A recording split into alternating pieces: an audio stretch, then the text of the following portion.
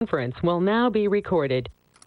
Okay, I'd like to call the Plan Commission meeting to order for Tuesday, December 6th. Roll call, please. Mary Kudowski. Here. Jim Allen. Present. Jake Krieger. Here. Mike Skippington. Here. Craig Campbell. Present. And Gary Paul. Here. Okay, please stand for the pledge. I pledge allegiance to the flag of the United States of America and to the republic for which it stands, one nation, under God, indivisible, with liberty and justice for all. And please remember our men and women throughout the world in uniform. I have no changes to the agenda. I need a motion to approve, please. Move to approve. Second that. Motion and a second to approve the agenda as presented. All those in favor say aye. Aye. Aye. Opposed? Motion carried. Thank you. Number 5A, action on the minutes for the Plan Commission regular meeting November 1, 2022. Move to approve. Second. Motion and a second to approve those minutes. All those in favor say aye. Aye. Opposed? Motion carried. Number 6, comments from the public must be limited to items not on the agenda, must state your name and address, limited to 5 minutes. The board's role is to listen and not discuss the item. Personnel items cannot be discussed nor individuals named, and the board is not able to take action at this meeting. Are there any comments from the public, either in-house or virtual, that anybody would like to make on items not on this agenda? Hearing none, we'll move on. Thank you. Action item 7A. We have a presentation regarding the Northeastern Wisconsin Housing Rehabilitation Loan Program. As I said before, Aaron knows for 5 years now, him and I have been talking about how, if there were any programs, how can we get some people to be able to remodel their homes or fix up their homes, and that they can't physically, financially. So there's a program through the county, and Todd is here to give us an update on opportunities to fix those places. Thank you, Todd, for coming. Thank you, Mayor. And thank you, Aaron, for inviting me. Well, it's just pretty loud. Okay, I think I get used to this mic here. Okay, so I have a presentation to give. It's about 20 slides. And we'll have some questions at the end. Can everybody hear me clearly? Yep. Okay. All right, so my name again is Todd Mead. I work at Brown County Planning Commission at the Pell's office on 3rd floor. And I work or administer a federal HUD program called Community Development Block Grant. It's federal HUD money. I don't directly deal with HUD. I work with the state of Wisconsin, Wisconsin Department of Administration. As I go through the slides, you'll see that. They get their funding from HUD, and then every couple of years I apply for new grant money. Let's see if we can touchy. Okay, so we talked a little bit about that. It's the housing region. We have 10 counties, as we see on there: Brown, Calumet, Dorr, Fond du Lac, Kewaunee, Manitowoc, Marinette, Outagamie, Sheboygan, and Winnebago County. So hence the Northeast Wisconsin region. You probably obviously noticed that we don't have Oconto. That's in the Northwoods region. There's 7 regional areas in Wisconsin. So we're the Northeast Wisconsin region. That's just how the consortium was set up back 8 years ago. And Aaron started it, and I came on board. So there's some entitlement cities. Not sure if it's blocking that, but there's 6 cities. Entitlement cities, what they are, they have their own funding that they apply for. So we cannot offer the program within the cities of Green Bay, Appleton, Fond du Lac, Neenah, Oshkosh, and Sheboygan. So for example, Ashwaubenon, even though you have an address of Green Bay, it's a suburb. So we can help people within the village of Ashwaubenon. So its villages are townships. Now, if it's within the city of Green Bay, we can't. But again, they have a program that is offered for them too. And so the long story short of it, if you have a homeowner that's calling, have them refer to us to the program, and we'll get them to the right area. So background, again, it's a community development block grant program. So we cover different types of areas of owner-occupied housing rehabilitation, rental rehabilitation, and down payment assistance for all 10 counties. Persons have to be LMI, low to moderate income, and must reside in the units. Home cannot be for sale, condominium, or leased land. So for example, let's say they're in a mobile home court and they own the trailer, but they don't own the land. They have to own the land that they're on. So the LMI, low to moderate thresholds, kind of getting ahead of myself. I do have some handouts here too, brochures, and also the income parameters. Maybe, Aaron, thank you for handing those out. Appreciate that. So on this slide here, it's for Brown County only. Let's just kind of key ourselves the 4-person size household. So this is not for the low and meek, is what I'm trying to get at here. When you're looking at these incomes, we go with the 80% county median income, or CMI. So you look at 4-person size household at 80% at $72,150. So that's not the low and meek. Okay, people can apply for this program. So we want them to call in and see if we can, what we do is we pre-qualify individuals. We don't have an application on the website. We don't want an application filled out and then come to find out that they do all that work and then they don't qualify. So we actually have them call in to our planning commission in my office. So total funding for the next couple of years is applied for a recent grant for 2023 and 2024 is $1.75 million. That covers both administrative and project costs. So administrative, paying my salary and any sprinkle of part-time people and fringe and so forth. And then the rest obviously goes for, most of it goes for helping people with their homes.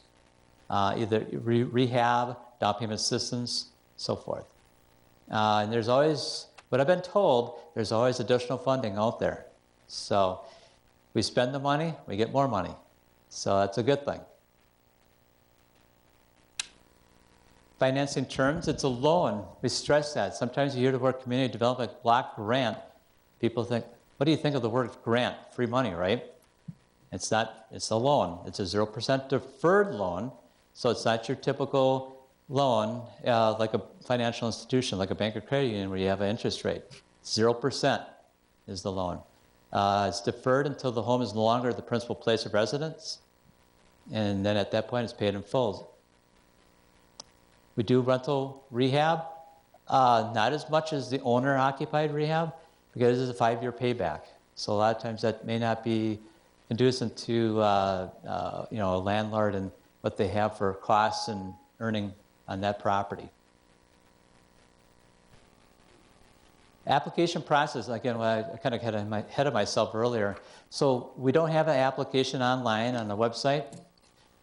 We want people to call us or email us, and we'll pre-qualify them and figure out where they're at. First of all, if they're within the city limits of Green Bay, they're dead in the water, right? You want to make sure they're not in an entitlement city, that they're not making too much income. So even with that in mind, then at that point we can send an application out. And we ask for everything underneath the sun, but really we need to know what's going on for their income and their financial assets. Proof of insurance, homeowner's insurance, we require that. And we will work with that applicant. There's a lot of times where they'll send the information in partly, and then we got to make phone calls and follow up and make sure that they have the information to us. And there's amazing how people will work with technology. But I also have one, for example, up in Sturgeon Bay where they have a telephone, landline, and that's it. So in the success on that one it's a two-parter, just for example. They have a roof job with asbestos in their insulation for vermiculite. Can't say the word. And then there's also a home project that we're doing for those individuals. And we got to that process, and we're closing tomorrow on it. And then we're going to get hopefully the roof done next week and take care of that asbestos. So that's quite a project, and it's all by phone. So they're coming. I went up there myself after doing a couple of visits with some of my committee members in Kewaunee and Door County, and I dropped off some information. trying to keep the flow going along. Any way we can help the individual. So, continue with the application process. It's not just analyzing a person's income, it's doing an environmental review, checking that they're in a flood zone or not. We do not offer flood. If the person's in a flood zone, we cannot offer the program. That is a change that happened. Initially on, we weren't able to do it, then we were able, now we can't anymore. So if that home is in an actual flood zone, we cannot offer the program. Title, letter report, title search. A lot of folks will say, well, it says it on my tax bill that I'm owner of that property. We still have to do an ownership check. Notice as you look at some of the stuff that we're getting, it's almost like I'm a bank. We actually operate like a bank, except obviously it's a unique federal HUD program. We're getting a letter report. We don't get an appraisal, we use the tax bill. But there's a lot of these different things that a financial institution will do that we do. So that ownership check, that letter report, also any liens or judgments that pop up. Maybe the person doesn't have good credit and they've got some liens or judgments against their home. We have to look at that when we're analyzing their equity. Remember, this is a 0% loan program. So it's like a home equity loan going against that person's home. So we have to make sure they have equity in their home. So there's a lot involved in that application or the pre-qualification process. And we go, once we get the initial eligibility, at that point, going through environmental review, what's called a housing quality standards inspection. That's decent, safe, and sanitary. In other words, this is not your run-of-the-mill, I want to improve my kitchen or my bathroom. It's necessity improvements. Sorry about that. I got away from the mic. It's necessity improvements because it's a federal HUD program. So we have a housing quality standards inspection done. And you could either have a urgent or full scope. On the next screen here, I'll get into that a little more detail. 3 bids from contractors. We've been having a lot of difficulty out there getting bids from contractors. What I do is I literally every week follow up with the individual during the bid process and they have to make the phone calls. I can't make them for them. And they should. If they weren't applying for the program, what would you do? You'd be calling the contractors yourself. So we give them an idea how to do it. Sometimes I do a little role play when I'm talking with them. I follow up and I give them the positivity. I don't feel down, but I also give them the realism. You're going to call 10 people and you might get 1 person calling back. Leave messages. And so I also give a sheet and I have 6 tries. I have the person, I want them to try at least a half dozen contractors, general contractors we work with. And I have 3 strikes, you're out, 3 spots. I got to do is Aaron Schutte Construction, left a message. Aaron Schutte Construction, left another message. Oh, I got him in the 3rd try. Not interested, I'm too busy. So that's a try, okay? So what I'm trying to get at is if we get less than 3 bids, then I want at least to have some proof that they tried. And that I have a sheet that I have them fill out that it's all part of their bid document and their information that I give them. Once we get to the point, like for example, that Sturgeon Bay one I'm working on, the homeowner is actually going to come to Brown County. I asked them if they could come because I have a 2-parter tomorrow. It's a roof job and a home project. It's quite an extensive project that we got going on. They're willing to come to Green Bay. They're familiar with Green Bay because they've been here before, so I give them instructions how to get here. If I went to their home, I may not have that access of having to make copies, things of this nature. So they were definitely agreeable to come.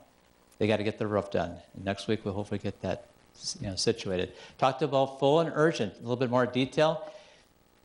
So let's say a person's roof is leaking. That's an urgent matter. Okay, a person's window is broken. That is not an urgent matter.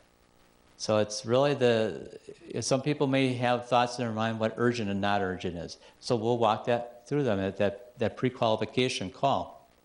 Again, talking about HQS. So if it's an urgent, we're only going to concentrate on that roof. That's it. And any of the decking and maybe into the attic or the trusses if it's really gone bad. And I've seen some interesting projects, and so has Aaron over the years. when he first started with it. Talk about lead-based paint. That's a necessity. We work with qualified contractors. We check that out. We check if they're on a sam.gov to make sure they're not having any issues with federal programs. So there's a lot of checks and balances we do. Oops. So some of the typical projects, as it's listed: roof repair, replacement, private well if you're into the rural area, plumbing, electric, HVAC, septic systems. There's just a picture there of a project where we had some lead related, the top, and then obviously you have a mound system underneath.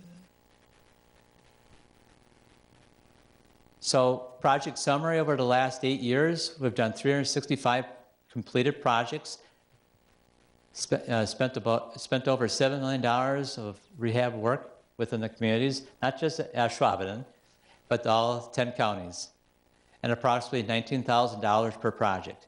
So sometimes you may have a lateral project, which is $5,000, $6,000. Or then you might have a $55,000 project, so it depends on what you have for each project and if they have enough equity to work with.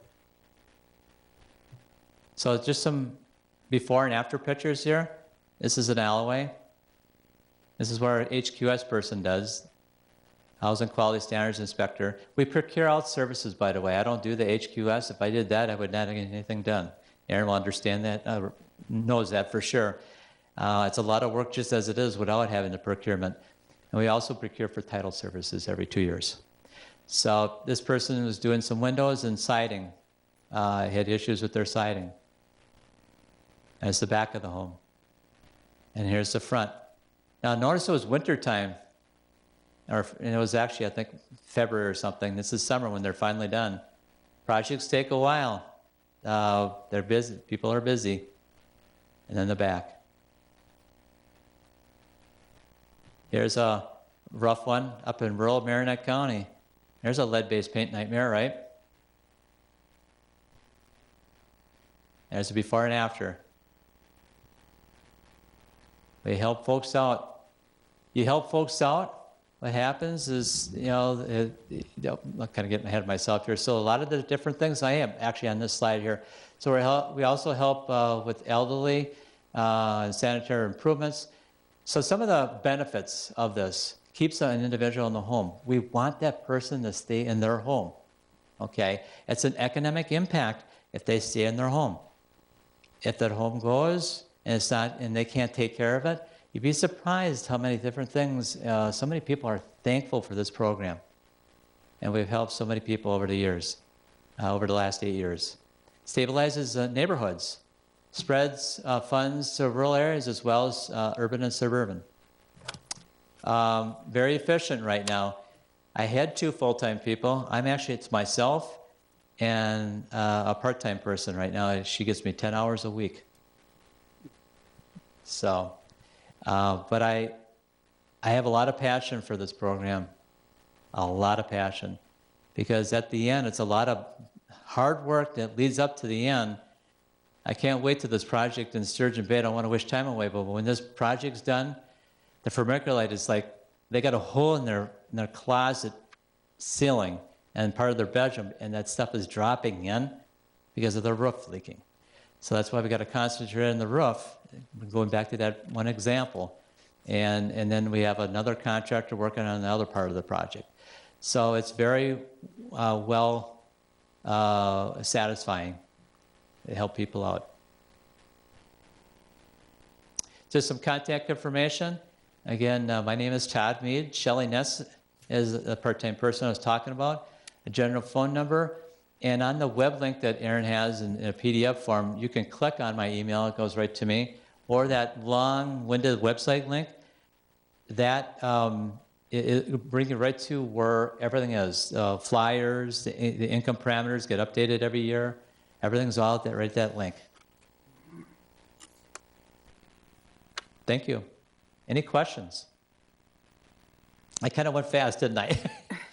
No, it was a really informative presentation, Todd. Thank you very much. Like I said, I've talked with Aaron about this. I don't know that there's a lot of people that understand what this program can help you with, and especially the 0% interest, and it's a deferred loan, so you don't even have to make payments. Right. You know, when the home gets sold, it can get paid back. So I think it's a really important project to help a lot of people.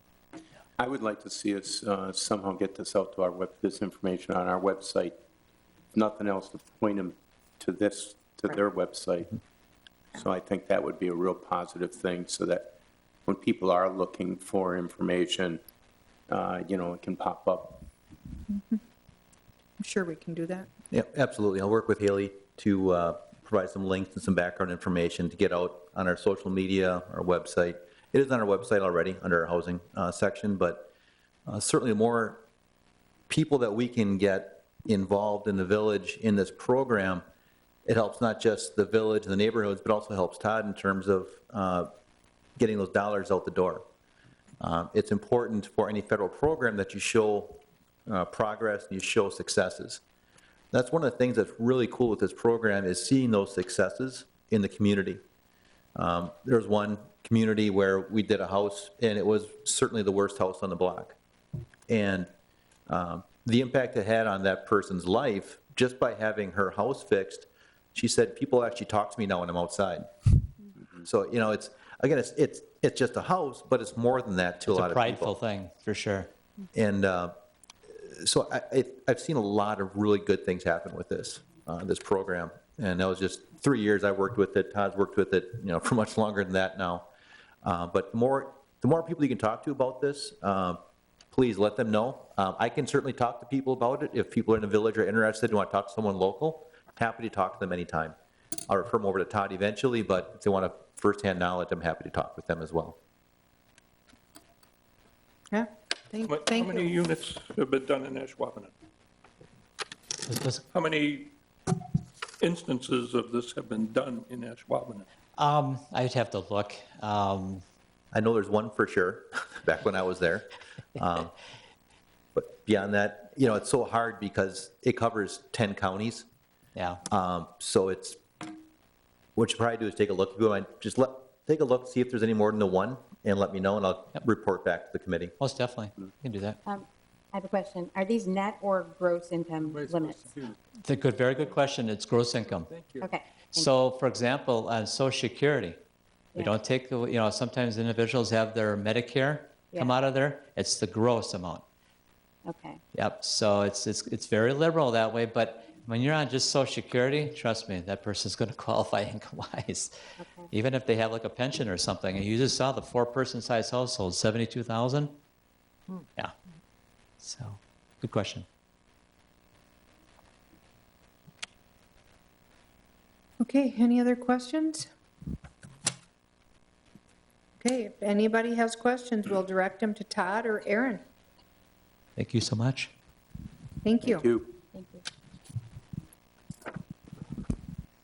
Okay, 7B, action regarding requested site plan review for the bar Head out, it's up to you. concession stand 732 Mike McCarthy Way, parcel VA-54-10. Aaron? All right. The requested site plan is for the bar on Mike McCarthy Way and Holmgren Way. As soon as I get a chance, I'll share my screen when Haley gets back. She's scrambling right now, so I appreciate her effort.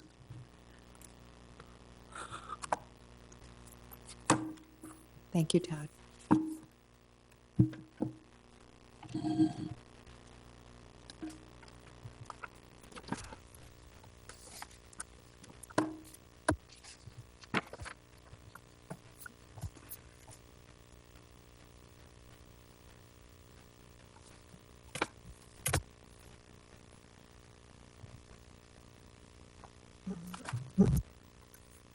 A few technical difficulties here.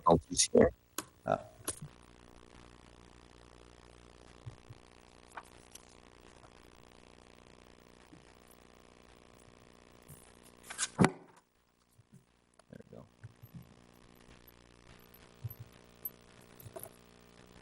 There we go. Got it. Apologize for the little delay there. The request from the bar is to add a concession stand. As you can see on the screen, the project location right here in red. One of the unique aspects of this area is that the bar building itself actually is in Green Bay. But the area where they have their tents for Packer game days is in Ashwaubenon. Under state liquor law requirements, any place that has a liquor license has to be, first of all, in that municipality. So the bar can't extend their premises for their liquor license from Green Bay into Ashwaubenon for the tented areas. So prior to this issue kind of coming up, the old Bertrand Hydraulics building on the property served as the location for the liquor license. Under state law, any liquor license does have to be tied to a location that is basically enclosed, able to be secured and store receipts. The Bertrand Hydraulic building met that definition, and therefore it was tied to that for the tents in Ashwaubenon. That building has since been razed, and this concession stand is meant to take the place of that old building as a location to provide secure storage and receipts. The building itself, I'll just show right here, scroll down a little bit, if you tilt your head. It is a general concession stand. It does have a ADA accessible window for service, a service door, overhead garage door, and pitched roof. The exterior materials for the stand are board and batten. It's like an LP Smart Side material, which does meet our site plan review requirements for exterior materials. For purposes of the building itself, it will not have any plumbing, so it will not have any kind of sinks, fixtures, things like that. What they will have are coolers, a service area for selling of basically canned beverages during the Packer games when the tents are being used. So again, the intent of this is to, again, provide a location for that for that beer license. I'm sorry, clarify that. It's beer only license for those tents during Packer game days and other events where they might have a tent up. Just scrolling down here a little bit just to give you an idea of some dimensions as far as the interior. You can see here, again, your basic concession stand. Long-term, they are looking at redeveloping this area. This is, of course, the location for the Coachway condominiums. Now, provided that comes to fruition, this, of course, would go away. But until that time, this would serve the purpose of for having the liquor license for those tents. If you have any questions, I guess let me just touch on a couple staff conditions here real quickly. So there was a condition of maintaining appropriate 20-foot separation distance between the concession stand and tents. I'm in discussions with public safety, the fire inspector, on that requirement. There's some, I guess, I don't want to say wiggle room, but there's some discretion in how that is applied in terms of interpreting the state statute on that, or the state code on that. So we're working through that right now, working with Jess at the bar and making sure that this is all going to work out. So I guess in terms of the staff conditions of approval, I would recommend approval with that staff condition, but recognizing that we're working through that issue right now, and it may not ultimately need that 20-foot separation distance. There are some exceptions in state code for tents that are of a certain size. So if you have any questions, I'd be happy to answer them. Otherwise, I believe Joe is here from the bar, if you have questions for him. Aaron, one question I forgot to ask the site plan committee. Is this heated? No, I don't. No? Okay. Like I said, it came through the site plan committee.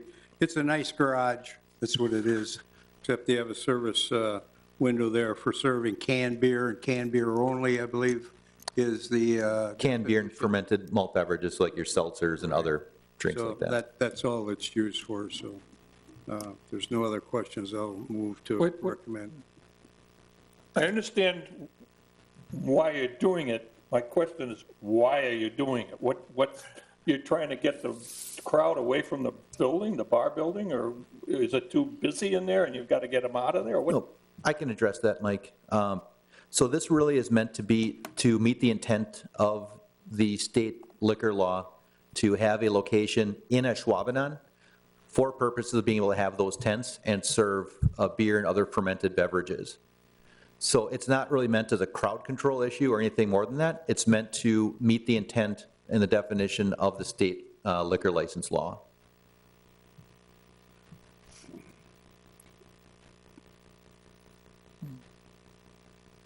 Do you have to open the can before you give it to them?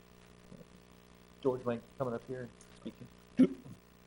Could you state your name and address for the record, please, Joe?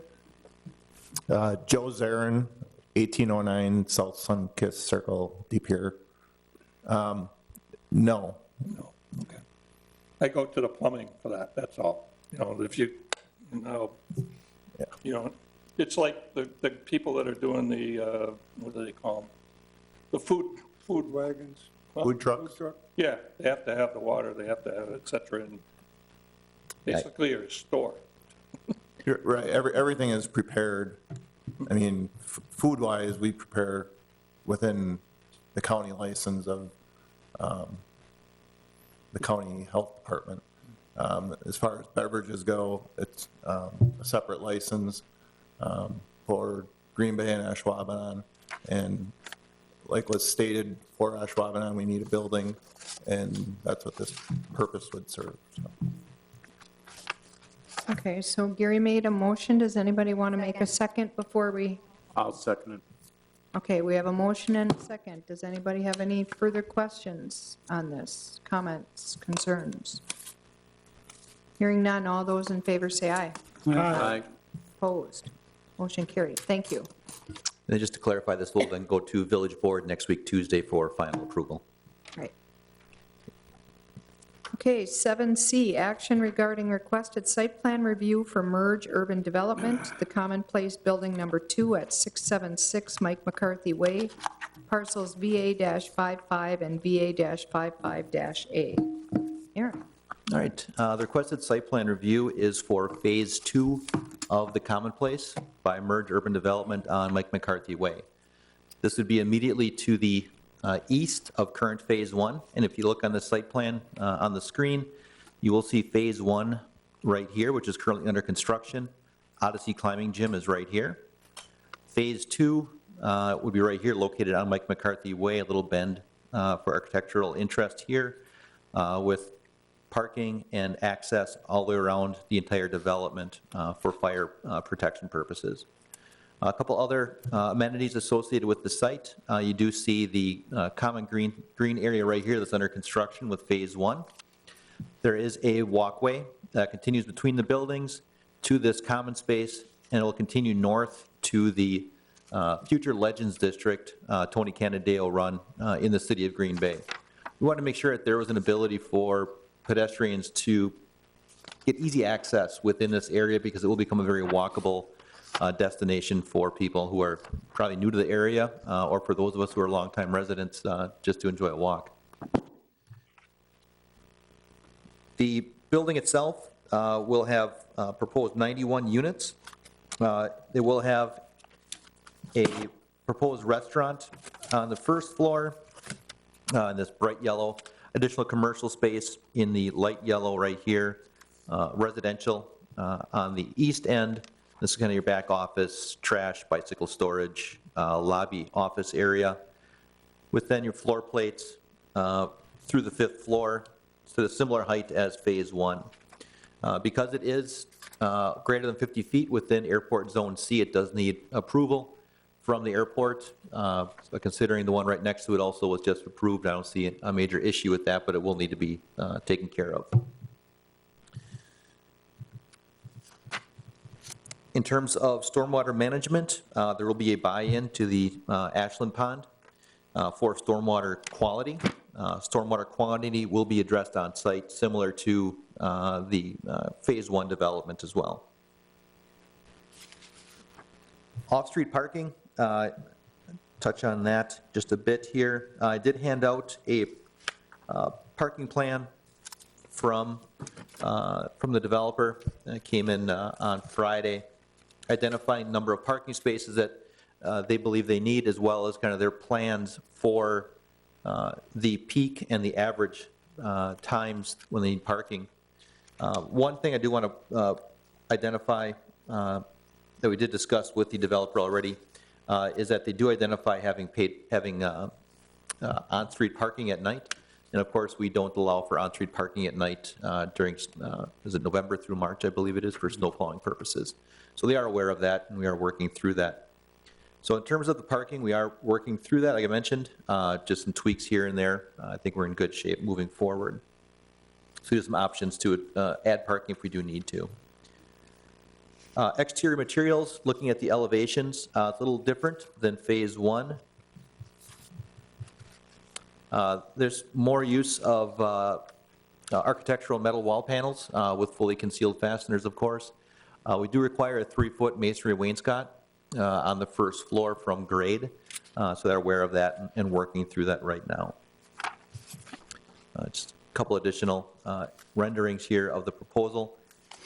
This is on Mike McCarthy Way. Also Mike McCarthy Way, this is on the, this will be the west end where the restaurant is to be located. Another angle of that, you do see the common green space here with the walkway that continues to the north. And this is the backside of the building with the walkway continuing to the north. And on the plans, we do identify some addition, or on the conditions, we do identify some additional, I guess, markings, indication that that walkway does continue to the north. So with that, what I'll do is I'll touch on the recommended conditions of approval for this project. As the building is greater than 50 feet tall, we do need the airport approval since it's in Zone C. Number 2, use of fully concealed fasteners for new metal panels. I don't want to, that was a typo on there. It says street-facing elevations. That actually is all elevations for the building. That was a typo on my part.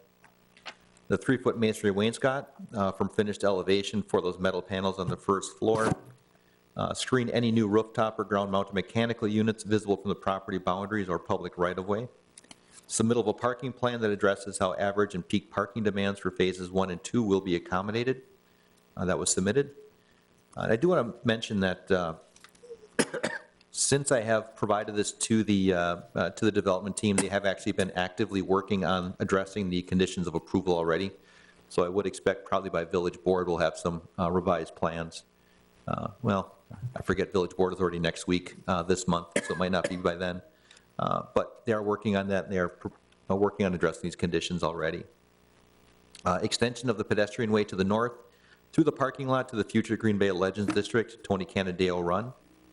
A combination certified survey map will need to be prepared and recorded to remove the property line between parcels VA 55 and 55-A. Meet all applicable requirements of the Ashwaubenon site plan review, 17-2-200, and all their applicable village ordinances.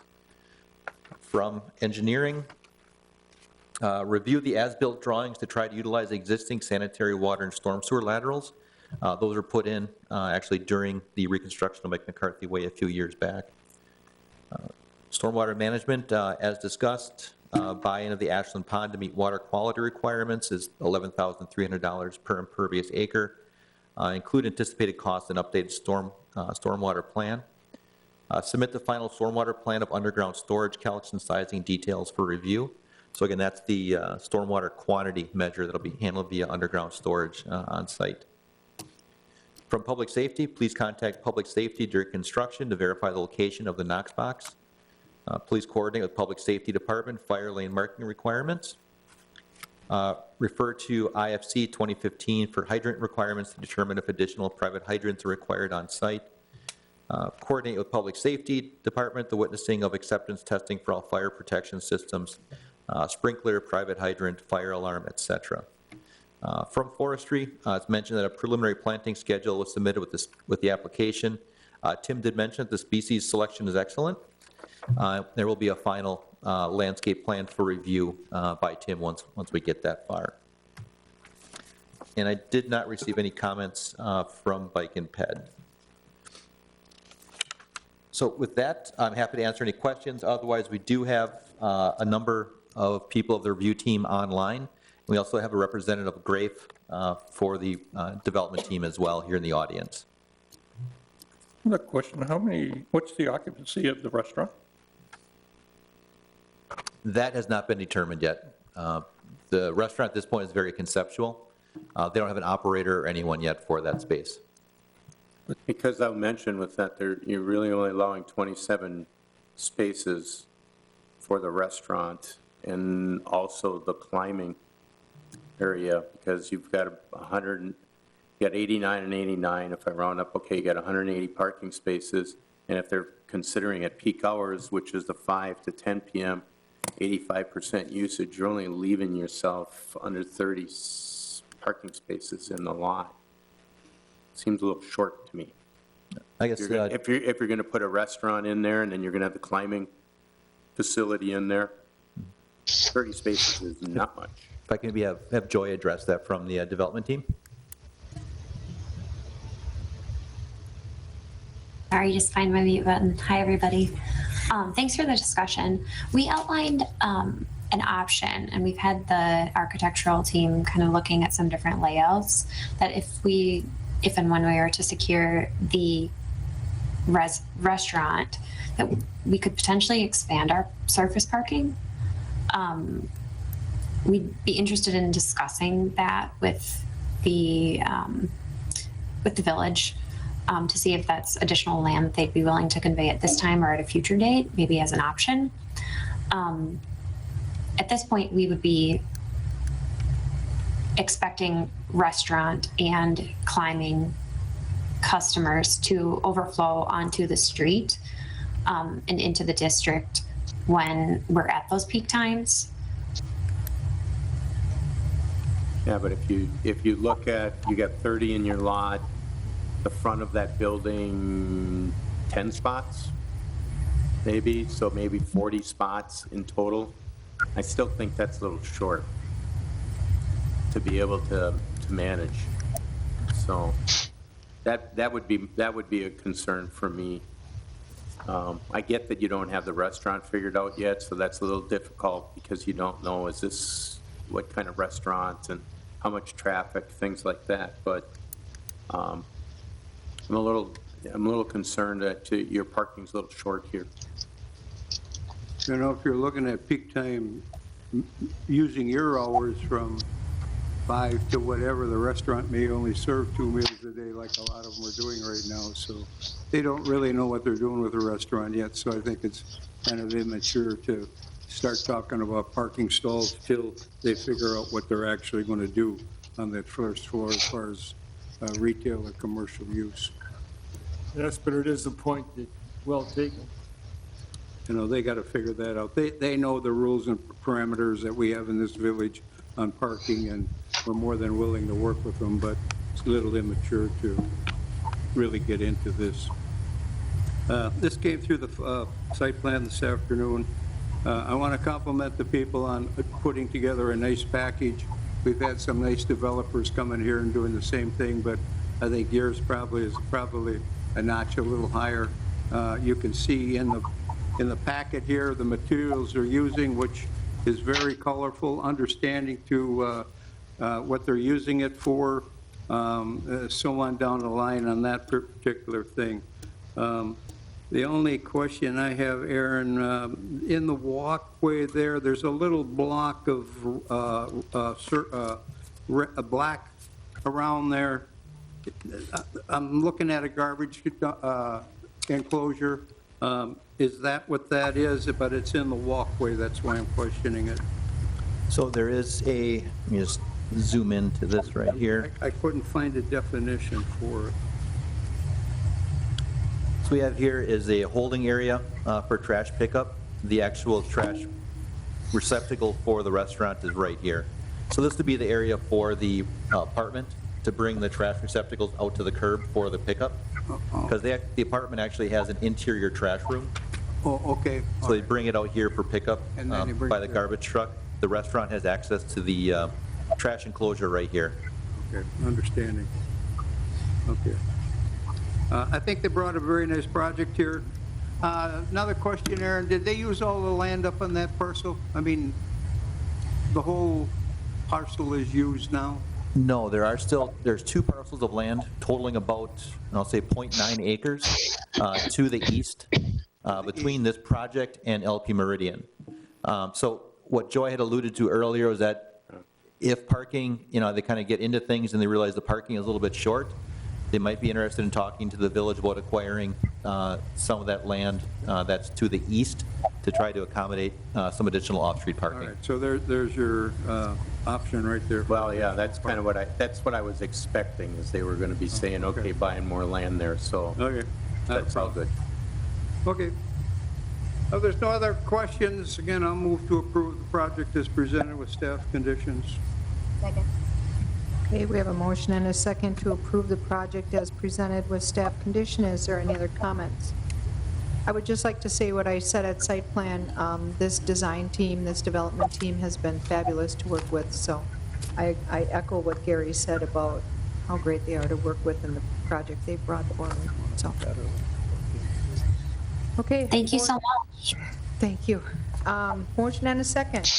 All those in favor say aye. Aye. Opposed? Motion carried. Thank you. Okay, number 8. Thank you. Items for next agenda. we'll have- I'm anticipating an item in January, yes. Okay. Okay, and now I need a motion to adjourn. Make a motion that we adjourn. Do I have a second? Second. Motion all and a sleeping second to here. adjourn. All those in favor say aye. All right. Aye. Opposed? Aye.